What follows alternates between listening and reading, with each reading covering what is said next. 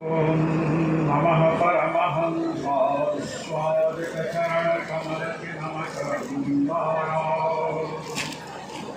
भक्तजनमानस निवासाय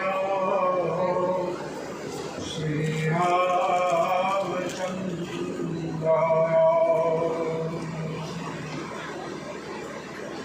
साधुबाधकबाधकाय मारुतात्मजाय नमः। सीतानाथसमारम्भां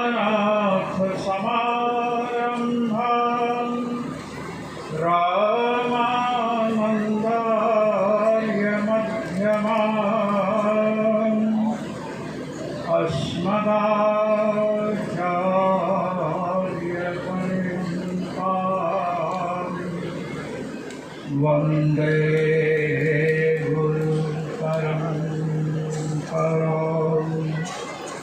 वंदे गुरु परंपरा। बोलिए श्री राम महायज्ञ की जय हो। श्री हनुमान जी महाराज की जय हो। श्री व्यास जी महाराज की जय हो। श्री रामायण श्री रामकिशोर दास जी महाराज की जय हो।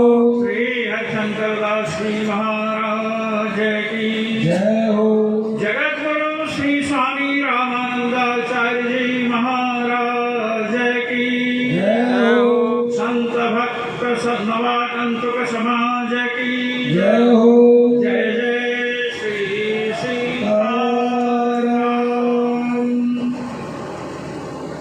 बड़े हर्ष का विषय है कि हम लोग यहाँ पर श्री राम महायज्ञ एवं उससे संबद्ध श्री राम कथा के इस पावन पंडाल में एकत्र हुए हैं। कथा का प्रकरण चल रहा है।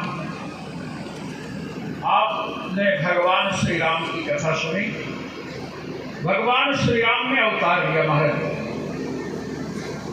हम लोग ये जानते हैं कि भगवान श्री राम विष्णु भगवान के अवतार हैं, यही नहीं जानते हैं। मैं संक्षिप्त विवेचन करूंगा कि भगवान के रामावतार दो प्रकार का होता है। एक तो भगवान विष्णु श्री दशरथ जी के यहाँ श्री राम बन करके आते हैं, और दूसरे साकेत बिहारी परात्पर ब्रह्म भगवान श्री राम स्वयं दशरथ जी के घर में अवतीर्ण होते हैं। और इसकी पुष्टि श्रीमद् रामचरितमानस से मैं करूंगा आपके समझ। देखिए कि जब भगवान विष्णु श्री राम के रूप में अवतरित होते हैं तो उनके साथ भरत लक्ष्मण शत्रुघ्न कौन होते हैं। जब भगवान विष्णु रामावतार लेते हैं तो सुदर्शन चक्र शत्रुघ्न बनते हैं, शेषनाग जी लक्ष्मण बनते हैं, और पांचजन्य शंख जो भगवान विष्णु का है वो भरत बनता है। किंतु जब परात्पर ब्रह्म श्री राम अवतीर्ण होते हैं तो महाराज शेषनाग लक्ष्मण बनने नहीं पाते, पांचजन्य शंख भरत बनने नहीं पाते हैं, और स्वयं शेषनाग लक्ष्मण के रूप में अवतीर्ण नहीं होते। उस समय लक्ष्मण भरत और शत्रुघ्न कौन बनते हैं, ये मैं आपके समक्ष प्रस्तुत कर रहा हूँ। बृहद ब्रह्म संहिता का वचन।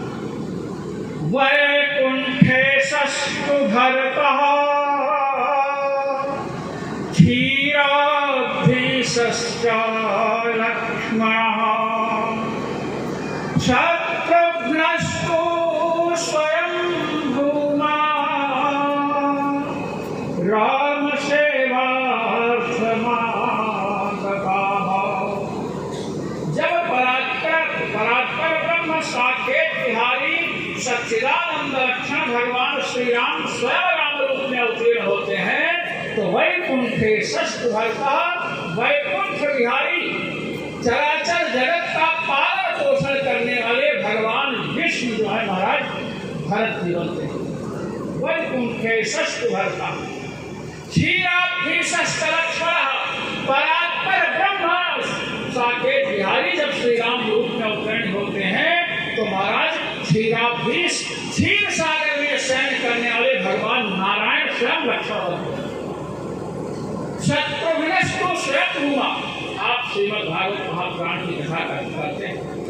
जब ब्राह्मण बालक को लाने के लिए भगवान श्री कृष्ण अर्जुन को लेकर के जाते हैं, जिनके पास वे धुआं वे शत्रुघ्न जी बनते हैं। अब आप आइए, गोस्वामी जी के मानस से इसको हम पुष्टि करते हैं। जिस समय चारों भाइयों का अवतार हुआ तो श्री वशिष्ठ जी नामकरण करने की आए। तो महाराज भरत जी के समीप जब पहुंचे, अभी नाम नहीं हुआ, तो उस समय उन्होंने कहा भरत नाम। वैसे संस्कृत में विभक्त विश्वम इन धरता, संपूर्ण जगत का जो भरण करे, पोषण करे, उसे भरत कहते हैं। विश्व भरण पोषण कर जोई, ताकर नाम भरत अस होई।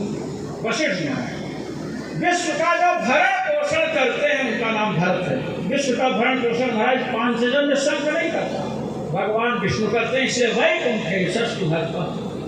अब क्षीराब्धीश लक्ष्मण, क्षीर सागर में शयन करने वाले भगवान नारायण लक्ष्मण है। ये भी गोस्वामी जी बता रहे हैं। आइए मिथिला में चलते हैं। धनुष रखा महर्षि दधीच की अस्थियों से निर्मित धनुष है महाराज। दधीच जी का भी मोक्ष नहीं हुआ। जब कोई भी धनुष नहीं उठा सका और भगवान श्री राम विश्वामित्र जी की आज्ञा से चलते हैं, तो श्री लक्ष्मण जी उठ करके खड़े होते हैं। और लक्ष्मण जी क्या कहते हैं, ये ध्यान में आप बात रखेंगे तो समझ में आ जाएगा कि भगवान नारायण लक्ष्मण है। श्री लक्ष्मण जी ने कहा, कहते हैं देशी कुंजरहु तमठ अहि कोला, धरहु धरनि धरि धीर नटोला। और ये आदेश दे रहे हैं, हो सजग सुनी आय सुनोरा। आय सुनी आज्ञा है, लक्ष्मण जी आज्ञा दे रहे, ध्यान दीजिए। देशी कुंजर दिग्गज, कोई बात नहीं, शेषनाग भी आज्ञा दे सकते हैं। कमठ, कमठ माने कच्छप, ये कच्छप भगवान नारायण के अवतार हैं। यदि लक्ष्मण जी शेषनाग के अवतार होंगे तो अपने अवतारी शेषनाग के आराध्य भगवान नारायण के स्वरूप कच्छप को आज्ञा नहीं दे सकते महाराज। नारायण भगवान आज्ञा दे सकते हैं, अंशी अपने अंश को आज्ञा दे सकता है, अवतारी अपने अवतार को महाराज जी आज्ञा दे सकता है, किंतु शेषनाग स्वयं आज्ञा नहीं दे सकते हैं। तो शेषनाग के अवतार लक्ष्मण जी कैसे आज्ञा देंगे? अच्छा, और शेषनाग को शेषनाग के अवतार लक्ष्मण जी कैसे आज्ञा दे सकते हैं? क्या नदी से निकलने वाली नहर नदी का शासन कर सकती है? नहीं कर सकती। अवतार और अवतारी में उतना ही भेद है जितना नदी और नहर में है। नहर का जल नदी में, नदी का जल नहर में आता है, नहर से नदी कुछ नहीं होती महाराज। अब कच्छप को आज्ञा दिया और शेषनाग को स्वयं आज्ञा दिया। और कोल कहते वाराह, महाराज वाराह भगवान, जो नारायण भगवान स्वयं वाराह और कच्छप के रूप में है, उनको आज्ञा देने का साहस तो स्वयं शेषनाग ही कर सकते हैं, क्योंकि भगवान नारायण की सैया रूप में। तो इनको कौन आज्ञा दे सकता है? वाराह और कच्छप को तथा शेषनाग को आज्ञा कौन दे सकता है? भगवान नारायण आज्ञा दे सकते हैं, क्योंकि शेषनाग सैया है और महाराज जी भगवान वाराह और कच्छप उनके अंश है। ये महाराज आज्ञा दी। और जब इस प्रकार की आज्ञा दिया महाराज, भगवान श्री राम धनुष के समीप पहुंचे और महाराज जब धनुष को उठाने के लिए झुकना चाहते हैं तो महाराज जी दधीच जी प्रकट हो गए अपने उस अस्थि में और कहे महाराज झुकिएगा नहीं, चरण का स्पर्श कराइए, बहुत कर खड़े हो जाओ। भगवान ने कहा कि मैं क्षत्रिय कुल में अवतार लिया हूँ, ब्राह्मण के शरीर से अपने चरण का स्पर्श कराओ तो महाराज मर्यादा भंग होगी। उन्होंने कहा कि ये तो मर्यादा पहले ही तोड़ चुके हैं। अहिल्या से चरण का स्पर्श कराया आपने कि नहीं? जब स्त्री की बात हुई तो चक्र से चरण छुआ दिया, और जब पुरुष की बात आई तो कहते ब्राह्मण हम क्षत्रिय। महाराज जी नागेश भट्ट जी व्याकरण जगत के मूर्धन्य विद्वान हैं, उन्होंने श्रीमद् वाल्मीकि रामायण की टीका की उसमें प्रमाण देते हैं कि भगवान श्री राम ने चरण का स्पर्श कराया। रामापेत धनु कोटिम स्पृष्ट्वा पादांगुलास्ततः उन्नतं चापमारोप्य बभंजे मोहिता जनाः। पुराण का प्रमाण महाराज कहते हैं भगवान श्री राम ने अपने चरण की उंगली से उस धनुष के जहां पर रस्सी बांधते महाराज कोट कहते हैं झुका हुआ से वहां पर स्पर्श कराया। कहते हैं उसका परिणाम क्या हुआ? उन्नतम चापम धनुष उठ गया महाराज। जैसे अहल्या जी उठ करके खड़ी हो गई थी ऐसे ही धनुष रूप में विराजमान दधीच जी उठकर खड़े हो गए और महाराज बभंजे मोहिता फिर भगवान ने हाथ में पकड़ लिया और पकड़ते ही महाराज छुअता ही टूट फिराक रहा महाराज जी दधीच का उद्धार हो गया। तो कथन का तात्पर्य यही है कि ये जो धनुष है ये महाराज शंकर जी के हाथ में गया, परशुराम जी के हाथ में गया, किसी के हाथ में इन्होंने अपना शरीर नहीं छोड़ा। श्री हनुमान जी महाराज हनुमान नाटकम में कहा कि दधीच जी ने भगवान श्री राम के हाथ में अर्थात धनुष भगवान श्री राम के हाथ से क्यों टूटा? तो कहते हैं कि शंकर जी को ब्रह्मा जी की हत्या का पाप लगा, 5वां सिर काट दिया था। परशुराम जी को अपनी मां की हत्या का पाप लगा, ब्रह्मा जी का सिर काटे महाराज सिर चिपक गया, स्वयं नहीं छूटा। परशुराम जी अपने पाप का प्रक्षालन करने के लिए महाराज जी तीर्थों की यात्रा की। इसलिए तद ब्रह्म बल छत्र बल पातक मन्मथारी छत्रांतकारी कर संगम पाप भेत्या ऐसं धनुर्निज पुरश्चरणाय नूनम देहम मोच रघुनंदन पाणि तीर्थे।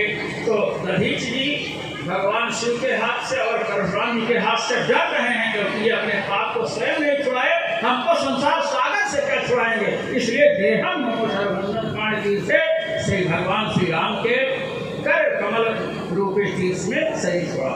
तो इस प्रकार भगवान श्री राम परात्पर ब्रह्म है, उनके चरणों में नमन है और आप लोगों को अनंतानंत साधुवाद है।